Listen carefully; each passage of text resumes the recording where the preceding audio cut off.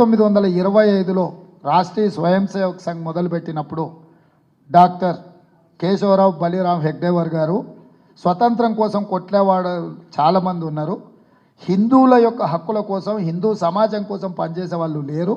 అందుకోసమే నేను ఆర్ఎస్ఎస్ను ప్రారంభిస్తున్నా. 100 సంవత్సరాల లోపల ఈ దేశాన్ని హిందూ దేశంగా ప్రకటించే విధానాన్ని కార్యాచరణ తీసుకొని ముందుకెళ్తామని వారు మొదలుపెట్టిన ఆ రోజు.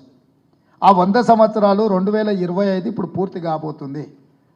వారి తర్వాత బాధ్యతలు తీసుకున్న గోల్వాల్కర్ గారు రాసిన రచనలు మీరు అందరు చదివినారు. బంచ్ ఆఫ్ థాట్స్ కాకపోతే ఇతర విషయాలు. వారు రిజర్వేషన్లను వ్యతిరేకిస్తూ స్పష్టమైన విధానాన్ని మాట్లాడినరు, రాసిండ్రు.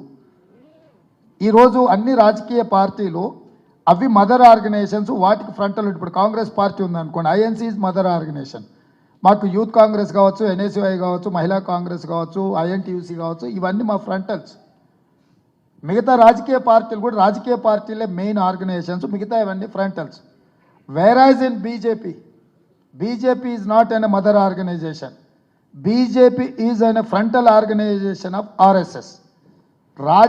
ఆర్ఎస్ఎస్ యొక్క రాజకీయ కార్యాచరణను అమలు చేయడానికి వాళ్ళు బీజేపీని ఏర్పాటు చేసుకున్నారు. హిందూ సమాజం కోసం విశ్వ హిందూ పరిషత్తును పెట్టుకున్నారు. విద్యార్థి సమాజం కోసం అఖిల భారతీయ విద్యార్థి పరిషత్తును పెట్టుకున్నారు. రైతుల కోసం బీకేఎస్ పెట్టుకున్నారు. కార్మికుల కోసం బిఎంఎస్ పెట్టుకున్నారు. అగ్రెసివ్ మిలిటెంట్ యాక్టివిటీ కోసం బజరంగ్ దళ్ను పెట్టుకున్నారు. ఆదివాసీల కోసం వనవాసి కళ్యాణ్ పరిషత్ అని పెట్టుకున్నారు. అంటే ఆర్ఎస్ఎస్ యొక్క ఎజెండాను అమలు చేయడానికి ఆర్ఎస్ఎస్ ఎన్నో ఫ్రంటల్ ఆర్గనైజేషన్స్ పెట్టుకున్నది. అందులో political frontal organisation is BJP. 3 talaq, 370 article, citizen amendment act, uniform civil code, వీటన్నిటిని కూడా ఆర్ఎస్ఎస్ ఎజెండాలో ఉన్న వాటిని పూర్తి చేసిండ్రు. ఇప్పుడు మిగిలిన రెండు. ఒకటి రాజ్యాంగాన్ని మార్చడం, 2 రిజర్వేషన్లు రద్దు చేయడం. ఈ రెండింటిని అమలు చేయడానికి 2/3 మెజారిటీ కోసం ఇస్ బార్ 400 పార్ అనే స్లోగన్ తీసుకొని 400 సీట్లు వస్తే 2/3 మెజారిటీతోని సభలో పాస్ చేసి మోర్ దాన్ 50% రాష్ట్రాలలో ప్రభుత్వాలు ఆమోదిస్తే ఆ బిల్ పాస్ అవుతుంది. అందుకే 8 రాష్ట్రాలను ప్రతిపక్షాల కూటమిలో ఉన్న ప్రభుత్వాలను పడగొట్టి వాళ్ళు సొంత ప్రభుత్వాలు ఏర్పాటు చేసుకున్నారు.